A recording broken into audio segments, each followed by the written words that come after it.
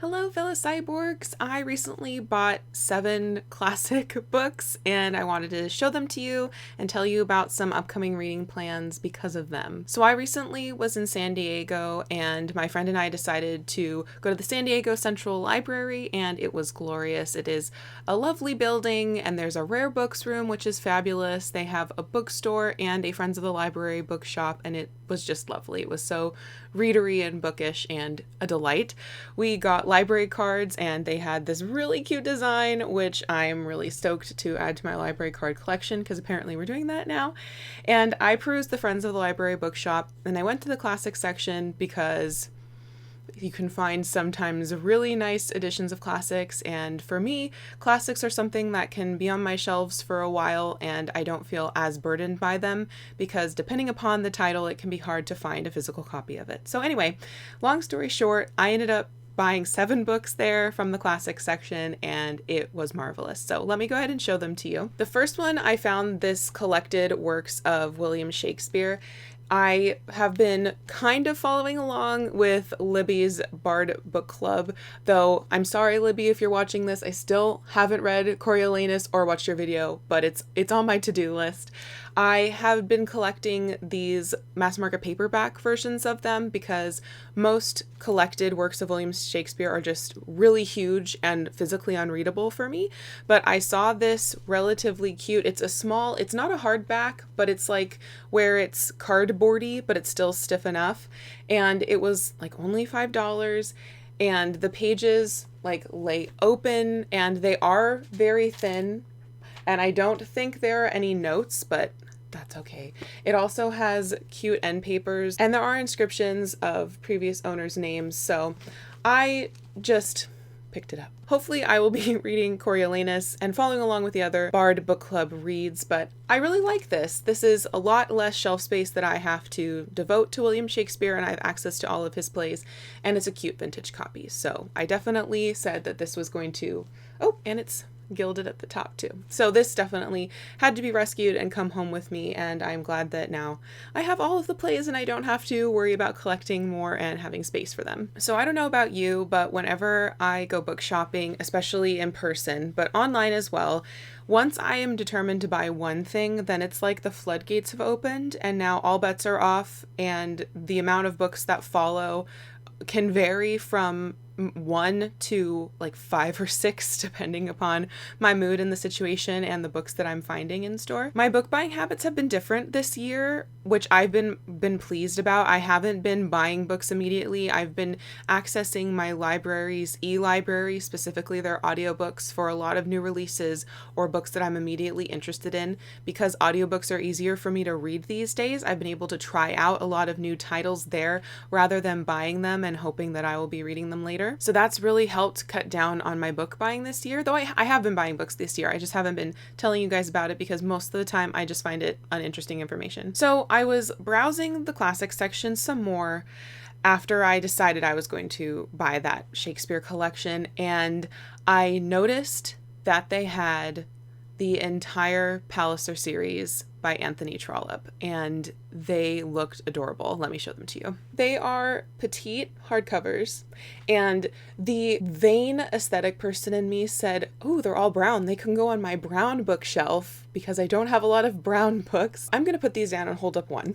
So I've read a fair bit of Anthony Trollope's works, mostly through audiobook, but he is an author that I want to delve into a lot more deeply. And in fact, I think that was one of my goals this year that I never acted on because I didn't have any more of his physical books on my shelves. And because I didn't have anything on my physical shelf, I didn't have any clear direction of where I wanted to go with Anthony Trollope. I've heard about the Palliser novels from Katie from Books and Things, and I was a little bit skeptical about them because she said that books 2, 3, and 4 are not nearly as good as the other 3 books in the series, but the last 2 books in the series are 100% worth getting through books 2, 3, and 4. I hadn't remembered that at the time. At the time, all I saw were petite hardbacks, an entire collection, a complete collection, and I decided I needed to rescue them. This is an Oxford University Press edition, and this printing was 1977.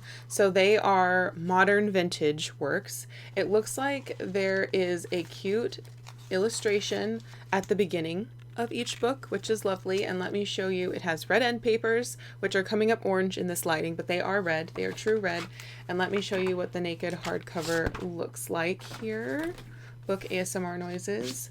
So they are brown cloth with the red like medallion dip top in that same brown color. You all know, if you are classics readers, if you want a collection of classics books in, let's say, like the white spine editions or the black spine editions or the vintage red spine editions, new paperbacks of classics are going to cost you like at least $17 a piece.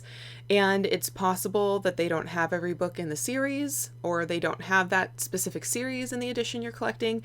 It can be a huge monetary investment. And if you want to collect them used, then that's even more challenging if it's something like the Palliser series by Anthony Trollope, which I don't think that this series is necessarily as popular as potentially it once was. And the idea of being able to find used books all in the same series, like all in the same edition, is even more unlikely. So this was an absolute treat to see all 6 matching series and adorable little books, so I just decided to get them. Let me show you the illustration on the front. Each of them has a cute illustration on the front as well. So yes, so here's my plan, because now I don't need a game plan for William Shakespeare. I feel like that's almost like having a dictionary in your home back when you didn't have the internet, where it's like just a book that you have. It's like a reference material, having all of Shakespeare plays. So I will pick through that whenever I so choose. But I do want to have a game plan for the Palliser series. So here's my plan. I want to read Can You Forgive Her, either starting in August, but definitely finishing in September. I hope to read the physical copy, but if I want to just enjoy the audiobook, because Hoopla, which I get through my library, right now has the audiobook of Can You Forgive Her narrated by David Shaw Parker. I think that's his name, and that is one of my favorite narrators. He narrated the version I love of Dombey and Son by Charles Dickens, and I just love his narration. So I might do a hybrid read. I might end up going full audiobook, but I want to read this in September. And then my plan for Victober is going to be to see how many of the next 3 books in the series I can binge through audiobook over Victober. The next 3 books in the series are Phineas Finn, the Eustace Diamonds, and Phineas Redux. And these are the 3 that Katie said are not her favorites, which, you know, they could be my favorites, but most of the time, if Katie doesn't like something, she has a higher tolerance for Victorian shenanigans than I do. So chances are I won't like it either. So just binge through these in audiobook form during Victober. So that's the plan. So that requires me to definitely get done with reading Can You Forgive Her over the next 6 weeks, which I'm hoping I will be able to do. That seems doable, especially it's doable over audiobook, but it's just, do I want to sit down and read this physically? I have been reading physical books this year, but it's been more slow going, but really rewarding when it's a book that I really enjoy if I do it slow going. So yeah, we'll just have to see. I'll have to kick my butt in gear and get on that. If you have opinions on the Palliser series, please let me know. If you have opinions on where I should go next for Trollope, I have watched Katie's videos on Trollope on her channel on Books and Things, so I have an idea. But if you have a personal opinion, I've read the first 5 of the Barsetshire Chronicles. I've read The Way We Live Now. I've read He Knew He Was Right. I've read Dr. Wordle's School. So if you have any opinions on any other books by Anthony Trollope, let me know, because I have an entire shelf on Storygraph that's just Trollope, so that I have all of the titles that I've heard good things or heard things about in one place. So anyway, please let me know in the comments down below if you have been to a truly fantastic library recently, and tell me all about it. Thank you for watching, and until next time, I hope you're getting prepared for the spoopy season, the Victober season. I am so ready. I am so incredibly ready. On September 1st, all of the decor is coming out. I don't care if it's still going to be 95 degrees in California and fire season, and continue to be lovely. Do not. Oh, you can. No, you can do this. Be straightish. Be straightish. Okay.